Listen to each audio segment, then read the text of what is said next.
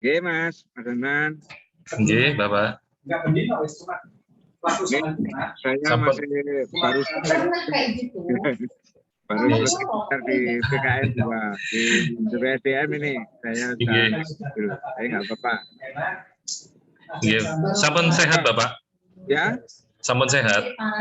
Ya, sudah disehat-sehatkan. Bindeng ini Mas.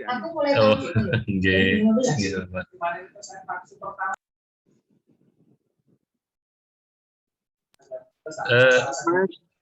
Kita mulai aja anak-anak. Apa yang ini agenda berapa ini? Agenda 3, agenda 2 Bapak. Lanjutan yang kemarin. Agenda 2 atau agenda 3 ya teman-teman? Agenda 2. Masih agenda 2 Pak. Oh iya, agenda 2 Bapak, agenda 2. Nggih. Nah, saya nggak bisa nge-share ya, nanti nge-share-nya saya kirim aja di WA. Ya, tidak bisa share screen karena saya di mobil. Oke, Pak. Oke, Pak. Ya. Baik, agenda 2 kemarin sudah saya sampaikan sebagian ya. Nah, tentang kisi-kisinya agenda 2 itu adalah satu agenda yang mempersiapkan ASN yang baik itu adalah dasar berakhlak di dalam pelaksanaan tugas tanggung jawabnya sebagai ASN pegawai negeri sipil di mana dia ditempatkan. Kenapa di sini diharapkan seseorang itu mampu menerapkan nilai ASN berakhlak ini? Karena nilai-nilai ini diharapkan menjadi branding, menjadi identitas daripada ASN Indonesia. Jadi ASN Indonesia itu 7 prinsip, 7 nilai kepatutan publik yang dirasa sangat relevan dan bisa terjangkau atau bisa diterapkan oleh ASN itu siapapun dirinya, dimanapun dia bertugas. Nah, makanya perlu ada pemahaman dasar agar masing-masing ASN itu tidak salah di dalam menafsirkan nilai-nilai berakhlak itu. Nah, yang sering salah ditafsirkan itu salah satunya adalah nilai loyal. Karena nilai loyal itu dulu pernah dihubungkan dengan figur pimpinan, kemudian mengarah kepada organisasi tertentu. Ya. Nah, sekarang itu harus dijaga, jangan sampai seperti dulu lagi. Jadi loyal di sini harus pegawai negeri sipil, loyal itu tidak kepada orang per orang, tetapi kepada negara dan bangsa. Nah, nanti uraiannya kita jelaskan satu persatu. Saya ingin menjajaki karena terlalu banyak yang saya sampaikan, terlalu banyak yang saya ajarkan, itu saya sampai lupa. Saya itu berhadapan dengan siapa, pernah menyampaikan apa, itu ya. Seperti begini ini tidak ada jedanya. Saya habis menyampaikan materi untuk PKN 2, kemudian ini jadi saya sampai otak saya itu bingung gitu ya, meramu porsi materi yang diberikan. Nah, itu saya perlu jajaki dulu, saya tanyakan dulu kepada ini peserta itu. Sudah berapa jauh yang saya sampaikan di agenda 2 ini? Apakah sudah saya jelaskan satu persatu? Kalau sudah saya jelaskan satu persatu, maka saya nanti akan uji seberapa jauh pemahamannya. Nah, monggo pesertanya siapa saja ini? Saya coba ingin jajaki nih. Ayo Mbak Nova. Sudah seberapa jauh agenda 2 ini saya berikan? Apa yang Anda mampu tangkap dari apa penjelasan saya? Iya, Pak. Kemarin Bapak telah menjelaskan bahwa di agenda 2 itu ada 7 prinsip. Yang pertama tentang berorientasi pelayanan, yang kedua akuntabel, yang ketiga kompeten, keempat harmonis, yang kelima loyal, 6 adaptif, dan yang ketujuh kolaboratif. Nah, kemarin Bapak sudah menjelaskan satu persatu. Kemarin yang berorientasi pelayanan itu Ya, kemarin yang berorientasi pelayanan itu berarti berhubungan tentang keramahan, cekatan, serta dapat diandalkan. Berorientasi pada pelayanan itu bertujuan pada satu titik atau adanya patokan dan pandangan. Kita sebagai ASN harus bisa melakukan orientasi yang layak. Bentar. ya, berorientasi itu artinya berpatokan ya, berpatokan kepada satu titik pandangan yang terjauh gitu ya. Itu namanya orientasi. Nah, kalau bahasa gampangnya itu kompas, ya, kita punya kompas. Nah, kompas itu adalah penunjuk arah yang ada di depan itu. Nah, itu penunjuk arah kita itu bunyinya lah pelayanan ya. Jadi berorientasi pada pelayanan itu kita selalu melihat jauh ke depan dan di sana kelihatan bahwa kita itu tidak boleh melenceng ke kiri, melenceng ke kanan selain menuju suatu titik yang dinamakan pelayanan. Itulah yang namanya berorientasi pada pelayanan. Oke. Nah, berorientasi pada pelayanan itu harus dimulai dari kemampuan kita di dalam mengenali kebutuhan yang kita layani itu. Yang mau kita layani itu siapa, butuh apa, itu harus kita kenali. Itu langkah pertama daripada kita berorientasi pada pelayanan itu.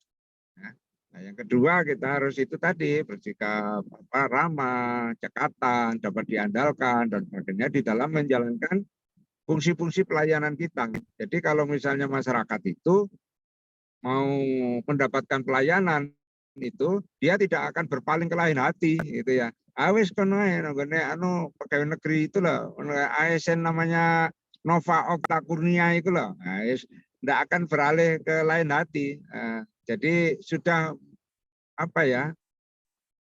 Temalep gitu ya. Jadi merasa masyarakat itu merasa marem dilayani itu karena kita itu cekatan, kita itu terampil, kita itu dapat diandalkan, kita itu ramah di dalam melayani itu. Nah, itu ya. Nah, yang terakhir itu bagus-bagusnya kita melayani masyarakat, kita harus punya satu pemikiran bahwa setiap saat kita itu bisa mengalami kesalahan. Proses evaluasi, proses perbaikan itu harus dilaksanakan setiap saat. Nah, itu ya. Itu berorientasi pada pelayanan. Oke, sekarang yang lainnya akuntabel. Coba Mas Kukuh, apa yang saya terangkan tentang akuntabel? Baik Bapak, yang Bapak jelaskan kemarin mengenai akuntabel yaitu bertanggung jawab terhadap tugas yang diberikan kepada kita. Artinya kita harus berintegritas buat bertanggung jawab dalam kita harus bertanggung jawab dengan tugas-tugas yang kita berikan, baik dari atasan, dari masyarakat, dan lain-lain. Intinya kita menjaga kepercayaan yang telah diberikan kepada kita. Seperti itu.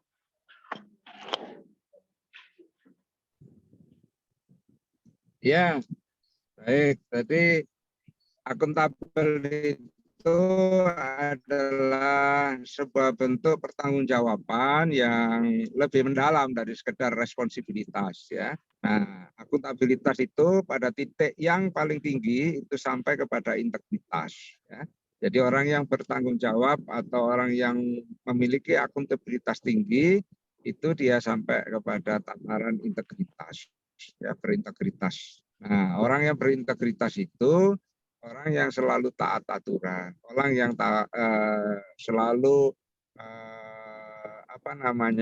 mematuhi rambu-rambu etika, norma, moral dan sebagainya, sehingga dia tidak akan melanggar aturan.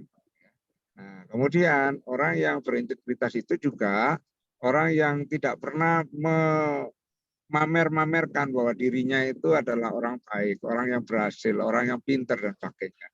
Orang yang akuntabel, orang yang akuntabilitasnya tinggi, sudah sampai pada tataran integritas, tidak pernah menyatakan bahwa dirinya baik. Dia selalu menyatakan bahwa dirinya masih kurang. Ya.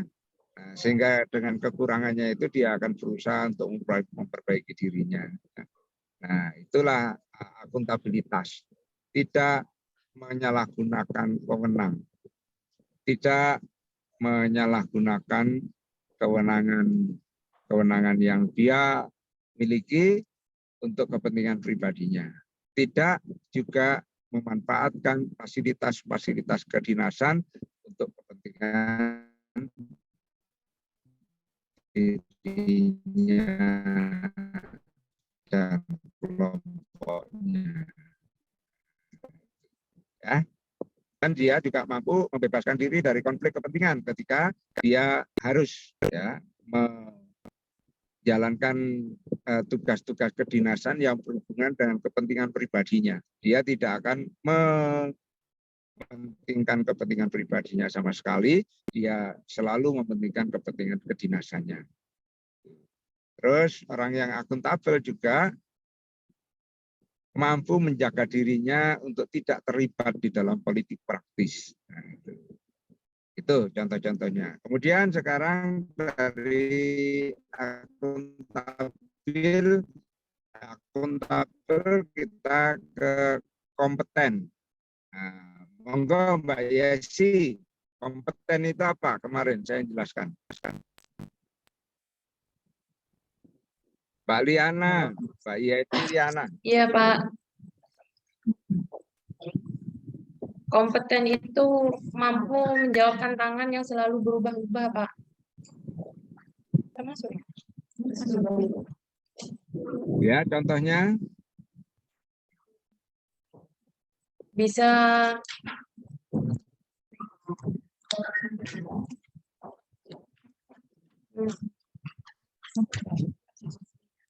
Masuk suaranya, lanjut. melaksanakan tugas dengan kualitas yang terbaik, memaksimalkan mungkin hasil yang diperoleh. Misalkan di sekolah itu kita mengajar maksimal, jadinya hasil pembelajaran yang diperoleh itu juga maksimal, Pak. Seperti itu. oke, jadi kompeten itu boleh dikata orang yang ahli di bidangnya, ya, mampu melaksanakan satu tugas dan tanggung jawab yang dibebankan kepadanya dengan sebaik-baiknya, dengan hasil terbaik. Itu kompeten. Oke, orang kompeten itu selalu punya prinsip yang disebut I will do my best, ya. I will do my best. Dia akan selalu berusaha untuk melakukan yang terbaik yang dia punyai. Itu adalah kompeten. Nah, banyak hal kompeten, dari kompeten dalam bidang apa, ya, kompeten secara lahir, secara batin, ya, secara mindset, secara tingkah perilaku dan sebagainya. Itu kompeten. Nah, sekarang di atas kompeten itu ada yang namanya harmonis. Monggo silakan. Ini ada Mbak Ria.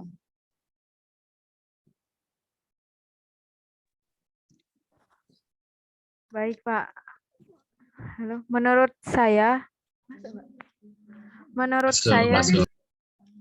harmonis itu adalah mengedepankan persamaan. Jadi menerima perbedaan. Misal di suatu contoh di sekolah misal Pak, pasti di sekolah tuh ada banyak orang dengan latar belakang yang berbeda-beda. Sebagai contoh misalkan di sekolah ada acara. Pasti yang pertama kalau ada acara tuh pasti tidak lupa dengan acara makan-makan. Nah, di situ hal yang paling sederhana dari harmonis adalah bagaimana menyamakan persamaan itu dari setiap orang untuk agar terjalin harmonis itu tadi. Misalkan si A dan si B itu sama-sama suka pedas tapi berbeda makanan. Jadi ada salah satu orang yang mengalah dengan tapi dengan judulnya sama-sama pedas gitu, Pak.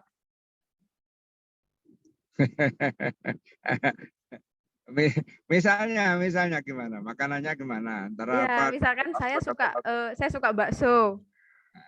Terus Pak Taufik suka soto. Ya. Terus? Tapi saya sama Pak Taufik sama-sama suka pedas gitu, Pak. Jadi karena Pak Taufik adalah senior saya dan saya bawahan Bapak misal seperti itu, karena ingin menghargai perbedaan dan menerima perbedaan, saya manut Pak Taufik aja mengikuti Bapak yang suka soto tapi sama-sama pedas gitu, Pak. Berarti meskipun makan soto pakai pedas, ya. Ya. Kasih mangan apa bakso, mangan soto pakai pedas. Pokok pedas. Ya. Nah, iya, nggak sih mangan bakso, nggak apa-apa, nggak mangan bakso, pokoknya mangan soto tapi pedas. Iya, Pak. Oke, ya salah satu caranya ya seperti itu ya. Salah satu. Oke, itu harmonis dalam makan bakso dan soto. Nah, itu ya. Ya, baik ya. Itu nanti coba dijabarkan ke dalam tindakan-tindakan yang lainnya. Nah, itu tadi kan contoh-contoh yang amat sangat sederhana ya. Nah, bisa contoh-contoh yang lebih kompleks, yang lebih aplikatif, yang berkaitan dengan pelaksanaan tugas. Nah, sekarang loyal. Ini yang bahaya ini kalau salah. Kalau keliru kita menafsirkan, jadilah kita ABS ya, atau ngatok. Ayo silakan, Mbak Aisyatul Fadilah.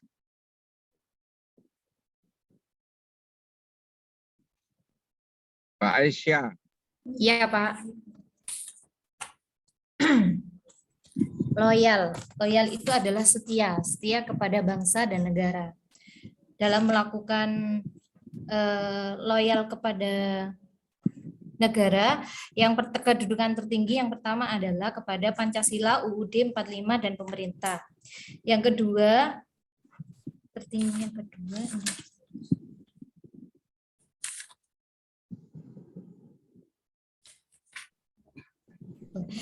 kedua, kepada instansi sesama ASN dan atasan langsung. Yang ketiga, level ketiga yaitu menjaga rahasia dan jabatan negara. Ya, coba diberikan penjelasan untuk yang level kedua dan level ketiga.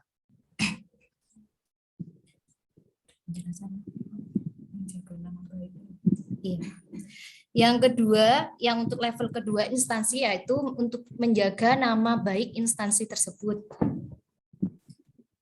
Ya, itu namanya menghargai ya. Jadi di situ kata-kata aslinya itu yang ada di dalam teks aslinya itu adalah menghargai sesama ASN, pimpinan dan institusi di mana dia bekerja. Jadi jangan menjelek-jelekkan atasannya, jangan menjelek-jelekkan sesama ASN ya, hanya untuk mendapatkan penghargaan dari pihak-pihak yang lainnya. Itu sama saja kalau kita menjelek-jelekan sesama ASN, menjelek-jelekan instansi kita, itu sama saja kita noting diri kita sendiri ya. menunjuk-nunjuk diri kita sendiri bahwa kita itu sebetulnya lebih jelek daripada mereka. Nah, itu ya. Jadi yang kedua itu penjelasannya seperti itu. Menghargai sesama ASN, atasan, dan institusi di mana kita bekerja. Nah, yang ketiga apa? Contohnya, jelaskan. Contohnya menjaga rahasia, Pak. Menjaga rahasia misalnya ada nilai di sekolah, nilai siswa di sekolah itu tidak boleh sampai keluar. Oke, tidak boleh sampai keluar, misalnya tunjuk-tunjukkan guru yang lain dan pakainya, terus tunjukkan kepada terus apalagi terus kemudian ditunjukkan dengan maksud agar didekati ya oleh orang tertentu untuk menaikkan grade, menaikkan nilai dan sebagainya. Itu yang paling tidak ya.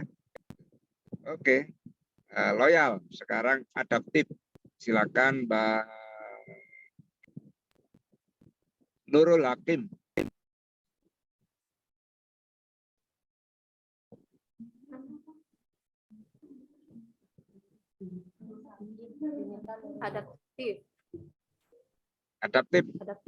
Adaptif di sini adalah terus berinovasi dan antusias dalam menggerakkan serta menghadapi perubahan. Cepat menyesuaikan diri, terus berinovasi dan mengembangkan kreativitas. Mbak, anunya tolong agak didekatkan dengan komputer biar agak keras suaranya.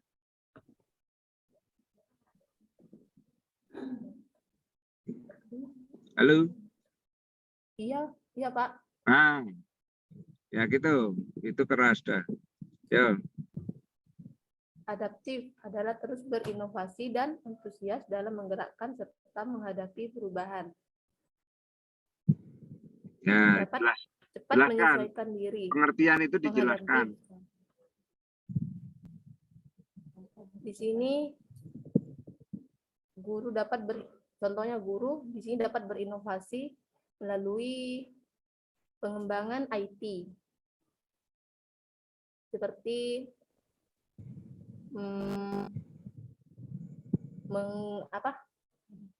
media pembelajarannya di sini sudah menggunakan IT dan menggunakan seperti Google Classroom gitu, Pak. Oke. Sekarang saya tanya, di dalam adaptif itu kita berlaku pasif atau kita berlaku aktif? Aktif. Ya? Aktif. Nah, jadi yang kita kepingin adaptasikan itu diri kita mengadaptasikan orang atau kita beradaptasi terhadap perubahan yang ditimbulkan oleh orang lain. Kita beradaptasi. Ya? Kita yang beradaptasi, Pak. Saya yang beradaptasi berarti kan pasif gitu ya. Ya? Halo? Oh iya, Pak. Iya. Yang betul itu adalah kita itu tidak harus pasif. Ya.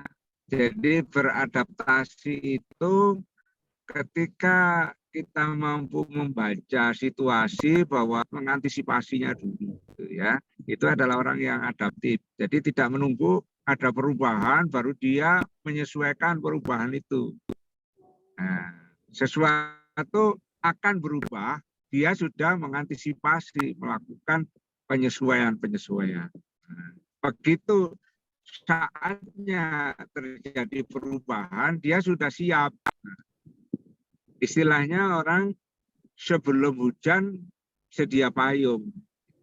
Ya, jadi kalau kita itu adaptasinya itu kita artikan sebagai pasif terus, wah itu yang namanya follower kita, ya. Kita sebagai pengikut saja. Apa yang dikarepne wong kita manut, baik. Nah, bukan begitu yang dimaksud itu ya. Jadi kita adalah mampu melakukan perubahan-perubahan seiring dengan apa yang ada di sekitar kita. Bisa kita mendahului karena kita sudah tahu bahwa sesuatu akan berubah, bisa kita berubah seiring dengan perubahan itu. Nah, gitu ya. Halo Mbak Nurul. Iya. Ya, bisa dipahami ya. Sekarang Iya. kolaboratif. Mbak Adesila, yang selalu saya susah menyebutnya.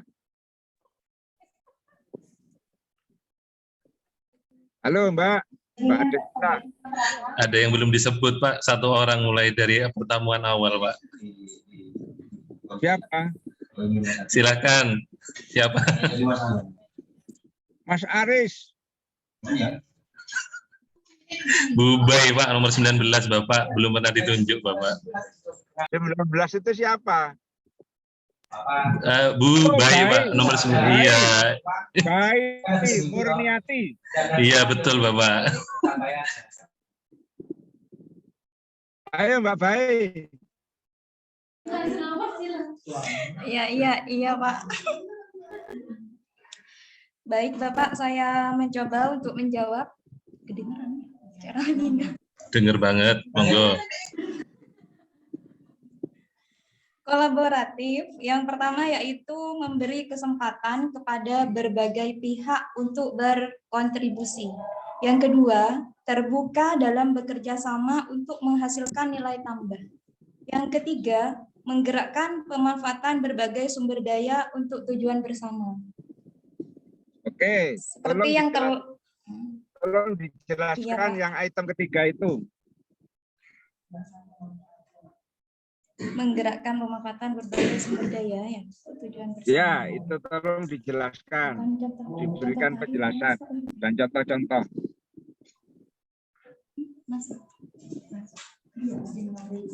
Misalnya gini Pak, kayak sekarang itu kan rame dengan lomba Agustusan. Terus di lingkup Korwil atau kecamatan itu mengadakan lomba seni tari. Kebetulan di lembaganya saya itu Pak, ceweknya hanya saya Pak sendiri. Semua itu laki-laki semua. Dan tidak ada yang mengampu atau yang bisa nari Pak. Jadi kami di sini mengundang pelatih dari luar. Jadi itu Pak, pemanfaatannya.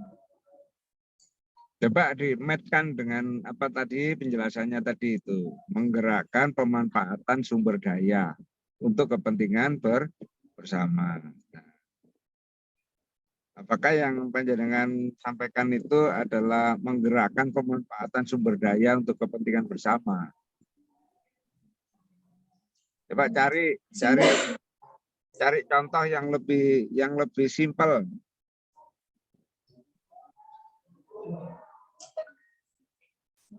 Itu sumber daya manusia. Kalau sumber daya alam.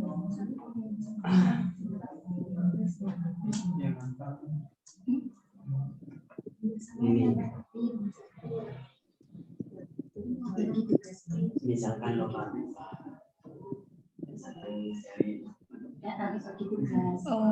misalnya gini Pak.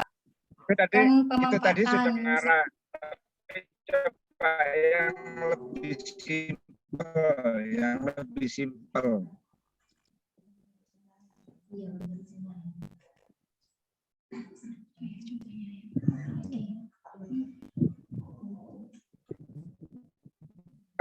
Kalau saya manggilnya gimana ini, Mbak Bae atau Mbak Niati apa Mbak Mur?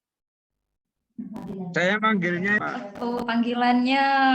panggilannya Bu Bay, terserah Bapak dah.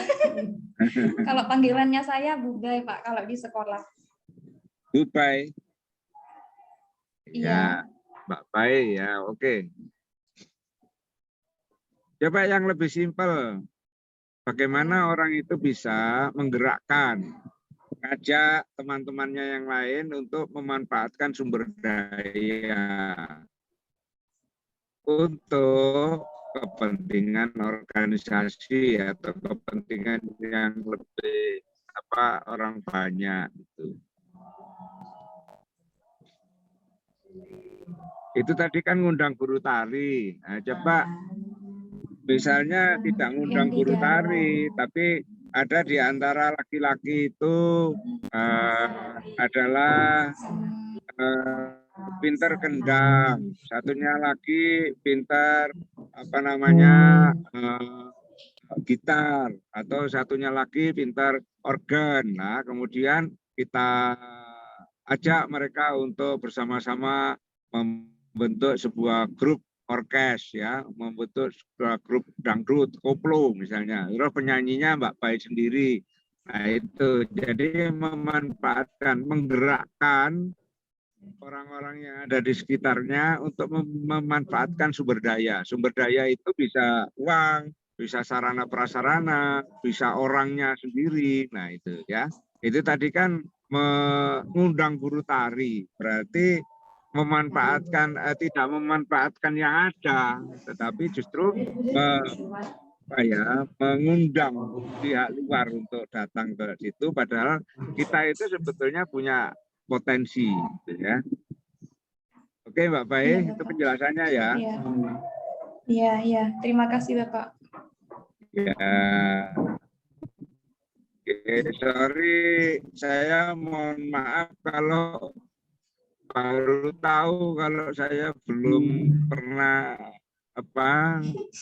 melibatkan sampean. Sekarang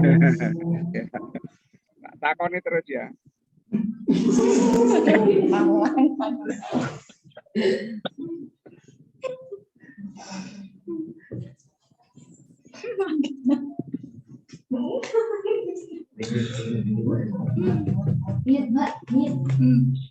Baik. Agenda 2 sudah selesai, kita masuk ke agenda 3. Tapi sebelum kita masuk ke agenda 3, saya ingin mengingatkan bahwa agenda sisipan kita adalah agenda 4, ya. Yaitu bagaimana kita memetakan sebuah masalah untuk kita pikirkan pemecahannya. Nah, saya ingin kalian nanti memetakan masalah yang akan dipecahkan itu jangan sampai sama. Ini pada gurunya, pada guru kelas, pada guru mapel, itu nanti jangan sampai sekitar Google Spreadsheet saja semuanya, ya. Saya tidak ingin bahwa pemecahan masalahnya itu digantungkan kepada pembuatan aplikasi. Aplikasi itu hanya sebagai tool, aplikasi itu hanya sebagai sarana. Sedangkan pemecahannya itu adalah dalam bentuk proses, ya. Dalam bentuk proses. Entah itu proses peningkatan kompetensi dalam bentuk edukasi, entah itu dalam bentuk peningkatan kompetensi dalam bentuk bimbingan teknis atau yang lain-lainnya, ya. Bimbingan teknis atau pembekalan atau apa gitu, ya. Nah, nanti dalam bentuk proses. Nah, di dalam proses itu nanti ada misalnya pakai dibantu dengan aplikasi ini, aplikasi itu. Nah, itu bukan aplikasinya sebagai tujuan, ya. Oke, sekarang kita selingi dengan itu sebelum kita masuk ke agenda 3. Siapakah yang sudah punya gambaran, Pak, saya mau ngangkat masalah ini? Silakan, barangkali sudah ada punya bayangan bahwa Pak, di tempat saya itu ada masalah begini atau ada problem begini, mau saya selesaikan dengan cara begini. Silakan, barangkali ada yang sudah berpikir ke sana. Sing kruget-kruget iki, Pak Siatul.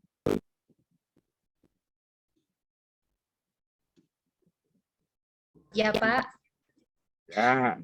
Saya di sekolah punya permasalahan untuk murid kelas 1 ini tidak bisa membaca, Pak. Oh ya, kabeh. Ya, tidak bisa membaca. Nah, di sini, sebentar Pak. Saya buka catatan saya dulu, Pak.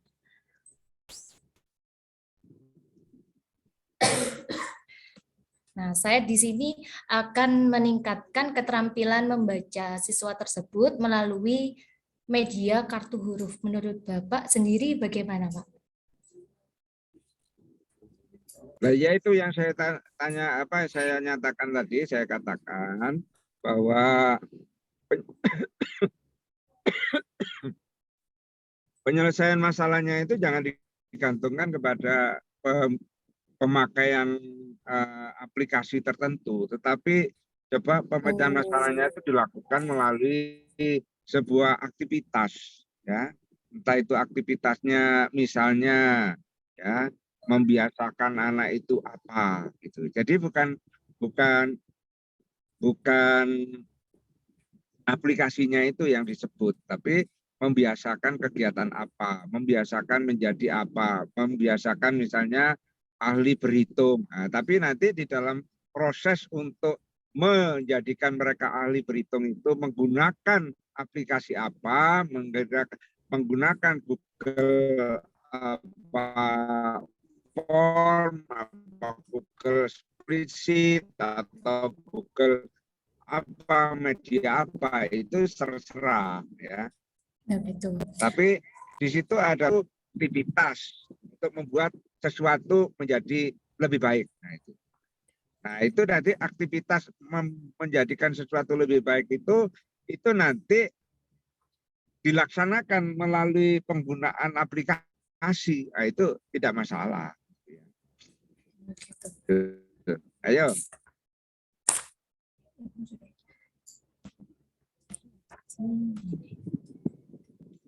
Berarti misalnya Pak guru kelas 1 kan? Gimana Pak? Guru kelas 1 Pak. J, betul Pak. J, saya guru kelas 1. Guru kelas 1. J Pak.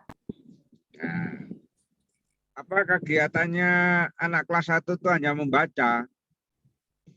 Ya membaca menulis, cuman fokus saya di sini karena anak-anak itu belum bisa membaca, jadi saya ingin meningkatkan keterampilannya untuk membaca sehingga mereka bisa memahami. Berapa orang yang tidak bisa membaca? Yang tidak bisa membaca itu ada 4 orang Bapak, murid saya 6 orang. Nah, berapa lama sudah sekolah? Masih dari bulan Juli. Ya? 2 bulan Pak. 2 bulan. Oke. 2 bulan itu kalau sudah semua bisa baca, itu berarti apa? Inputnya super, inputnya sudah bagus, ya nggak perlu diajari itu.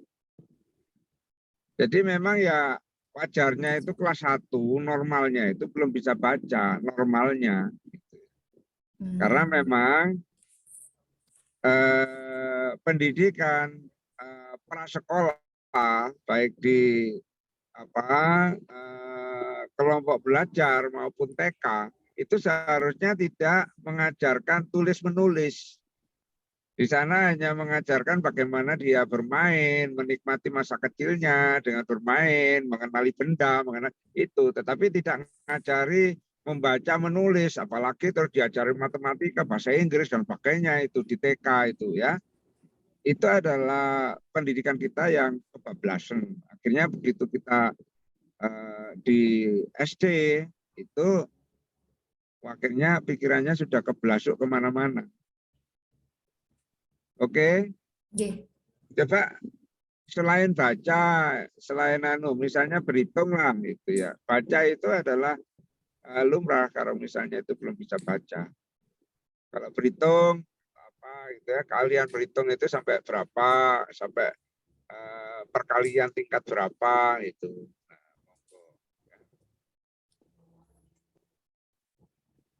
Misalnya kelas 1 itu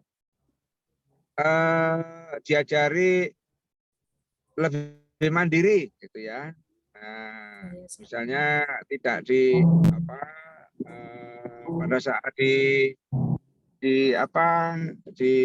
pelajaran di sekolah itu dia dikenalkan dengan kegiatan apa gitu ya, sehingga kemudian tumbuhlah kemandiriannya, sehingga dia tidak setiap saat tanya ibunya, pengasuhnya mana yang menunggoni dia, kalau tidak ada yang nunggoni terus nangis dan sebagainya. Nah itu kan masih ada yang seperti itu. Nah, bagaimana kalau perhatian Anda itu diarahkan pada hal-hal yang seperti itu, yang nantinya tidak jaga nih Google gitu ya, penyelesaiannya, tapi jaga nih seorang guru kelas 1 sebagai seorang yang pengasuh banget.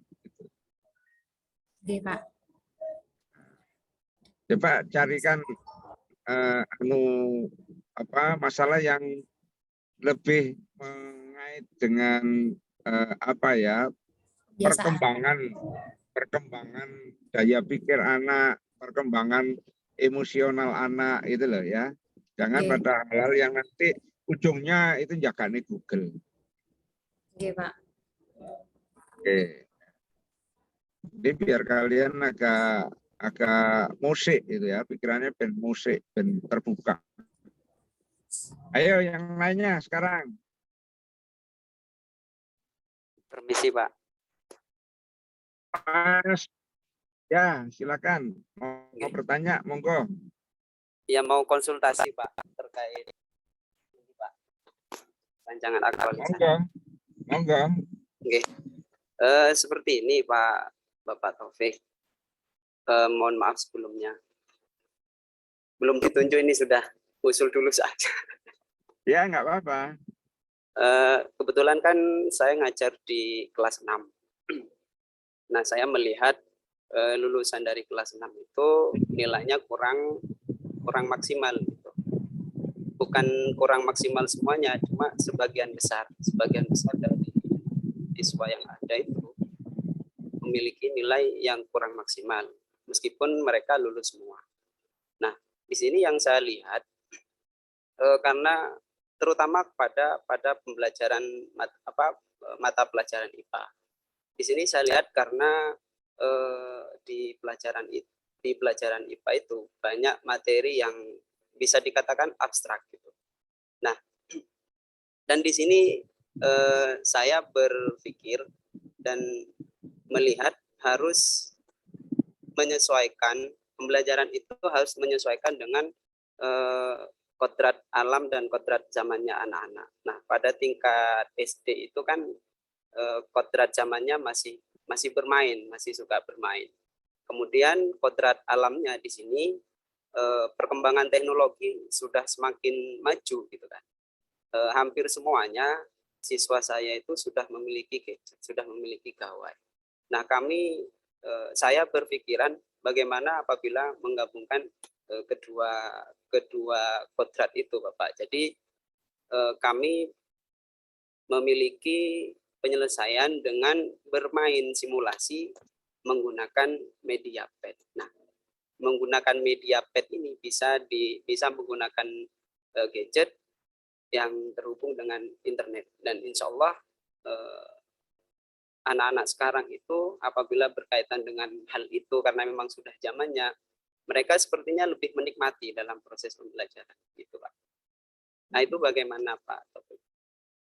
Ya nggak bagaimana, ya terserah bagaimana ngolahnya. Ya, jadi permasalahannya itu harus dikerucutkan kepada peningkatan kemampuan anak. Ya, jadi bagaimana meningkatkan kemampuan anak menyelesaikan permasalahan-permasalahan pelajaran IPA itu. Nah, itu nanti baru kalau kemudian membutuhkan semacam tool, semacam sarana prasarana pembantu, alat bantu, nah itu kita lari kepada permainan yang dihasilkan oleh Google, entah itu permainan apa, game apa ya. Tetapi di depannya itu harus didahului dengan apa sih sebetul terapi kita itu. Terapi kita untuk meningkatkan kemampuan anak dalam bidang IPA itu apa?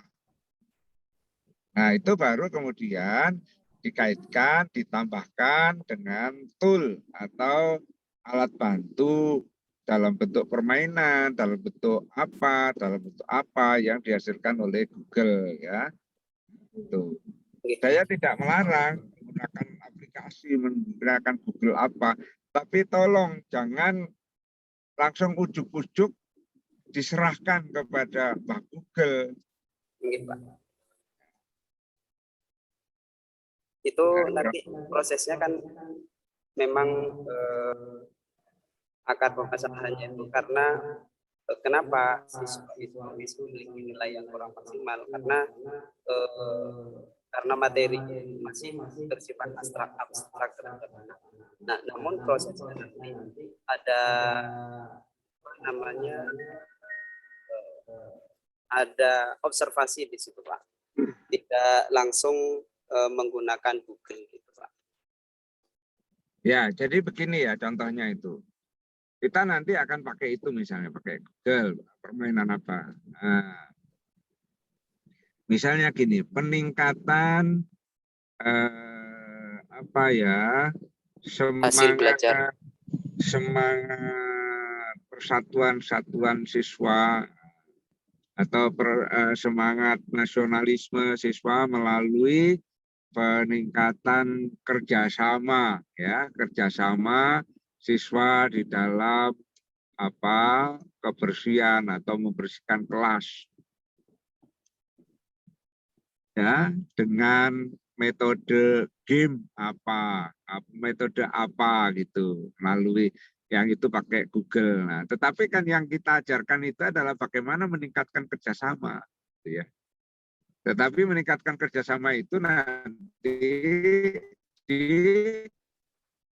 dilancarkan oleh permainan game ya. Jangan kok kemudian meningkatkan nasionalisme siswa melalui game apa yang dihasilkan oleh Google itu, atau Google Spreadsheet atau Google apa Google Star apa Google ini. Nah, jangan begitu ya. Itu namanya kita nyoba Google aku tulungan, nah, gitu ya. Jadi kita tidak berusaha apa-apa. Jadi usahakanlah Google itu dimanfaatkan. Ngerti ya, Mas Kolil? Oke Pak. Berarti konteksnya masih, mohon maaf tadi peningkatan hasil belajar, cuman nanti ditambahkan prosesnya itu seperti apa? Peningkatan hasil belajar melalui penguatan apa, daya apa siswa itu, nah, dengan atau permainan atau apa gitu ya. Siapa? Jadi bukan langsung kepada melalui kegiatan game apa itu, tetapi game itu tentang apa sih? Nah, gitu loh. Simulasi, Pak. Tadi sudah permainan simulasi. Nah, ya simulasi tentang apa itu? Tentang perubahan energi itu, Pak. Nah, berarti kalau itu di depannya apa? Menguasai apa di depannya? Berarti meningkatkan hasil belajar siswa tentang perubahan energi melalui gitu nggih, Pak? Nah, bukan, yang di atas di bawahnya ya mata pelajaran IPA. Oh nggih, mata pelajaran IPA melalui simulasi energi ya. Simulasi melalui perubahan energi. Nah, berbasis apa? Permainan apa itu? Dengan permainan apa? Atau dibantu atau memanfaatkan permainan apa? Nah, jadi itu hanya alat bantu gitu loh. Oke, siapa? Berarti nggih, saya menangkap. Berarti peningkatan hasil belajar siswa mata pelajaran IPA melalui permainan simulasi perubahan energi gitu nggih, Pak? Iya, melalui simulasi ya. Simulasi perubahan energi. Nah, berbasis permainan apa gitu loh. Nggih. Nggih, siap, Pak. Terima kasih, Pak. Sudah saya menangkap. Sudah menangkap. Itu. Jadi toolnya itu hanya adalah mensimulasi itu, mensimulasi. Kita melakukan terapi simulasi. Nah, ya. Betul. Oke, Pak. Terima kasih banyak, Pak. Ya, Tidak, itu paham. saya minta betul-betul kepada yang lainnya, jangan menyerah kepada paketan dari Mbak Google itu ya. Itu gunakan sebagai tool, sebagai sarana saja, sebagai alat bantu. Jangan itu tujuan kita. Kita punya pemikiran yang lebih bagus kok. Ya. Nah, kalau kita menyerah itu ya, akhirnya ya semua melalui Google Speed, Google Street, Google apa itu. Nanti nggak ada kreativitasnya kita itu. Gitu. Oke, Mas Kolil ya. Oke, terima kasih Bapak. Nah, ini selingan kita untuk mau masuk ke agenda 3 ya. Nah, agenda 3-nya sendiri adalah tentang bagaimana kita menempatkan diri kita sebagai pegawai negeri sipil yang ASN yang kebetulan adalah bekerja sebagai karyawan, sebagai pegawai. Jadi kita itu pada saat di agenda 3, kita menempatkan diri kita sebagai pegawai. Pegawai yang harus bekerja bersama-sama yang lainnya di dalam sistem pemerintahan negara kesatuan Republik Indonesia. Nah, maka di sana ada pelajaran tentang sistem pemerintahan negara. Di sana ada pelajaran tentang manajemen ASN, ya, tentang status kita, kedudukan kita, peran kita, tugas kita, ya. Kemudian berakhir pada fungsi dasar kita itu. Nah, itu kemudian akan mengantarkan kita kepada hak, dan ya di hak itu kita harus melaksanakan kewajiban, dan di dalam proses menyeimbangkan hak dan kewajiban itu ada norma-norma yang berakhir kepada kode etik pegawai negeri sipil. Nah, di sanalah kemudian kita akan dihadapkan kepada hal-hal yang berkaitan dengan manajemen talenta dan manajemen pengelolaan pegawai negeri sipil yang berbasis merit system. Ya, itu besok akan kita uraikan tentang itu. Nah, kemudian dari birokrasi publik di Indonesia ini berjalan seiring dengan tuntutan perubahan, ya, tuntutan perubahan di tingkat dunia. Jadi kita birokrasi publik di Indonesia ini tidak bisa diam, karena itu harus mengikuti tren perkembangan dunia. Nah, sekarang ini dunia terus berubah, sementara ada kegiatan-kegiatan yang menyebabkan perubahan itu menjadi semakin cepat dan semakin tidak terbendung dalam segala aspek yang kita kenal dengan apa yang diistilahkan sebagai disruption, ya, disruption atau disrupsi. Nah, disrupsi dalam hal apa saja besok akan saya terangkan. Kemudian dari disrupsi itu akan menghasilkan lonjakan penyesuaian kita dari yang sekedar mengupayakan adanya good government, kita meloncat menjadi smart governance. Ya. Dari situlah kita harus berusaha mengejar ketertinggalan ASN sebagai penggerak birokrasi menjadi smart ASN.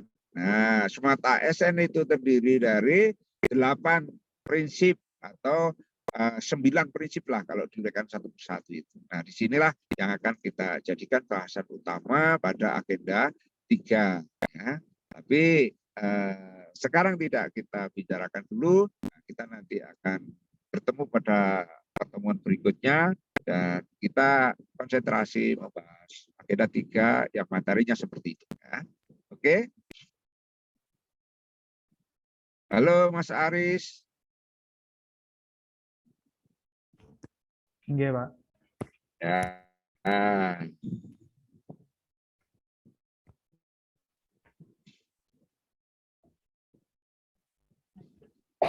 Mas Aris, Mas Kuku, Mas Kolil, ada Sila, Aisyatul Badia, Rizky, Yesi, Putri Nopitasari, baik. Nah, itu ya.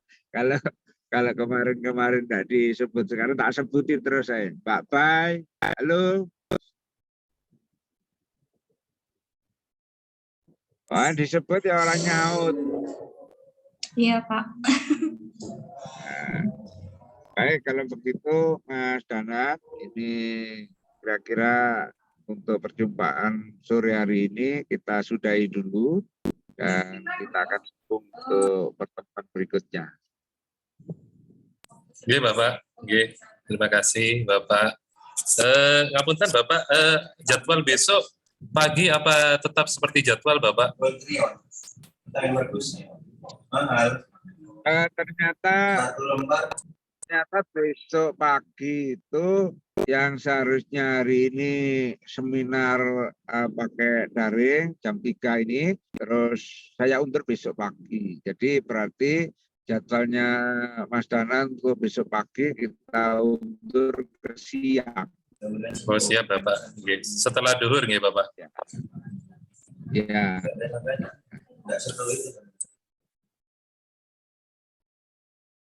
Gitu ya Mas, besok kita setelah duhur kira-kira jam 2-an lah. Oh, nggih, Bapak. Nggih. Ya, terima kasih. Baik, kalau gitu saya mau tidur dulu, saya akhiri dulu untuk pertemuan sore hari ini. Saya sampaikan terima kasih atas perhatiannya. Mohon maaf kalau ada hal-hal yang dirasa kurang, dirasa masih belum sesuai dengan harapan.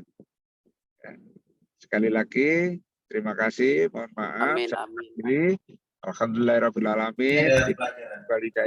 Assalamualaikum warahmatullahi wabarakatuh. Waalaikumsalam warahmatullahi wabarakatuh. Terima kasih banyak, Pak. Mudah-mudahan semuanya sehat.